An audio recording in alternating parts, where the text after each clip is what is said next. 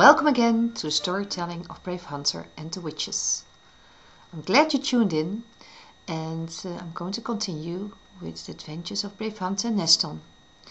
As we know in the last part, they met a fairy called Alice, and she asked them to help them to rid their country from the witches, the evil witch Caligula. And they've been shrunk into almost the size of a fairy, and they're about to enter into Jingle Land. That's where I continue to read. When they entered the village, they were greeted by a large number of singing and dancing fairies. A couple of fairies took the horses from Neston to unharness them and put them in the meadow. There was a delightful lush grass and babbling brook. Jingleland was a lovely village. The walls of the houses were made of silk, shiny silk, the windows and doors made of colourful seashells, and the roof of diamonds. When the moon or the sun dropped their beams on the roof, the diamonds shine as bright as stars in the sky. The whole air was suffused with the smell of biscuits, popcorn and cakes. Neston sniffed the air. Those biscuits really do smell good, he mumbled as he walked towards the smell of the biscuits. It seemed that the smell was coming from the kitchen of a fat fairy with pink blushy cheeks, who was just pouring herself a cup of tea. Neston looked through the window with curiosity. The fairy smiled and gestured Neston to enter into the house. "Hello, I'm Neston," said Neston as he entered the kitchen. "I'm going to capture the witch Caligula with the help of Brave Hunter." He made a gesture with his fists. The fairy looked at him with admiration. "Oh, I'm very glad that you are going to catch the witch and free our fairies." As she said this, 3 fairy children entered into the kitchen, and they'd never seen a human child before. "Mummy, who is this?" asked the oldest fairy Brady, pointing at Neston. They stared wide-eyed at Neston. They flew circles around him and looked him up and down. "He is so big," said one of them. "He doesn't have any wings," said another. "Well, how is he going to fly?" said the third one. Well, Mother Fairy stood up from a chair and took Neston by the hands. And she said, "Children, this is Neston, and he's going to catch Caligula the witch together with Brave Hunter." The fairy children looked at Neston with huge eyes and sighed, "Oh, is that true?" All 3 were speechless. "Well, you are very brave," finally Brady exclaimed. They all knew that this was a very dangerous thing to do. They then began to bombard him with all kinds of questions. "Where do you come from? How old are you? Have you fought many witches?" By now Neston felt very important and told colourful stories about how brave he was. Meanwhile, Mother Fairy took the biscuits out of the oven and gave them to the children. While they nibbled on the biscuit and sipped a little bit of lemonade, Brad, the middle fairy child, asked, "Would you like to play touch and drop with us?" "I don't know that game," said Neston. "Oh, it's easy," said Brad. "One of us is appointed to try to tap all of us, and if you're tapped, you have to drop to the ground. And the fairy that stays in the air the longest has won." "Oh," chuckled Neston, "I would love to play it, but I don't have any wings, I can't fly." "Oh, but with my magic flying stick you can," said the youngest fairy Bonnie. "When we are little and our wings aren't big enough to fly, we get a magic flying stick to get around." "Well, I don't need my stick any more, I can fly without it now. You know what, I will get my stick for you." And she flies to her room, and a moment later she comes back with a red stick with golden dots on both sides. And they decide all to step outside so Neston can start to practice, and Neston holds the stick with both hands and flies poof into the air. We can see him flying here.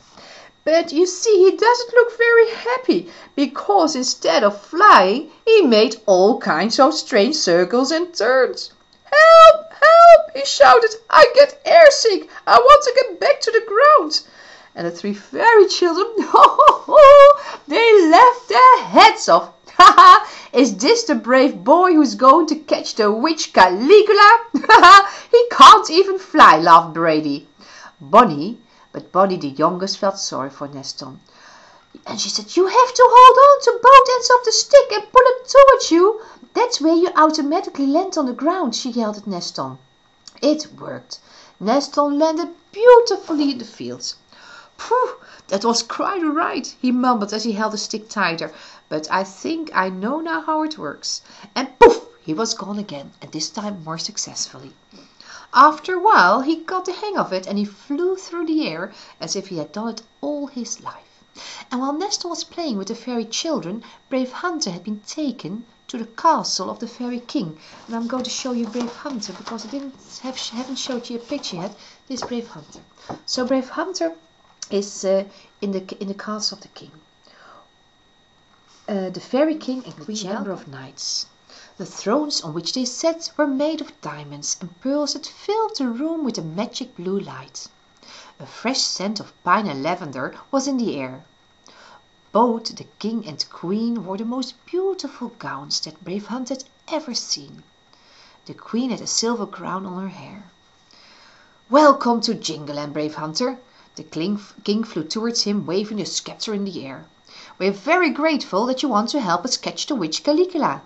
The fairy queen said, waving her colourful fan. "It's so horrible that all our fairies are put in jars, and my dearest lady-in-waiting, Lotte, is also now in a jar, and it makes me very sad." With a small handkerchief she blinked away a little tear. There, said the king. "Brave Hunter's going to help us. Soon your favourite lady-in-waiting will be back in the castle." The king then pointed with his sceptre to one of the servants. "Please bring our guest food and drink.